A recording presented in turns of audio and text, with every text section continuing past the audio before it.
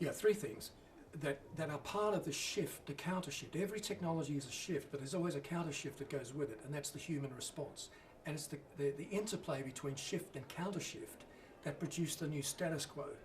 And that's where business leaders want to be. They want to be ahead of the curve. They want to know what the status quo is going to be in 5 years' time. And the counter shift is usually made up, as you suggest, of ethics, emotion, and culture. And by culture, I specifically mean generational culture.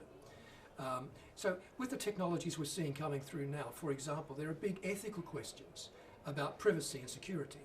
And it's often the younger generations, the millennials, 20 to 34, and the Gen Edges, 19 and under, who are asking the ethical questions. They're asking about the ethics of unemployment. If we're going to automate 35% of all jobs in the UK in the next 20 years, what are we going to do for people who have to retrain quickly for another job? How are we going to help them through that? There's the ethics of health. The UN actually just 2 weeks ago published a finding saying that smartphone dating apps are leading to a surge in HIV infections among teenagers in the Asia Pacific region, where there are 1.2 billion teenagers.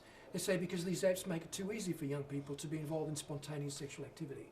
So that's an ethical issue related directly to technology, and it's the younger generations who are pushing those questions. Another example, I suppose, is the use of contactless payments. We're becoming increasingly cashless, but a lot of people now are saying, well, hang on a minute, if we go all the way with that into cryptocurrencies like Bitcoin, if we go even further, as some nations are talking about now, to chips under the skin, does that mean that we then become hackable devices as human beings? Does that mean that because we've removed substance from money, it's too easy for people to spend it without thinking about it? Cash, at least, you can feel leaving your pocket. But you can't do that with a card, or certainly not with a chip, and certainly not with Bitcoin.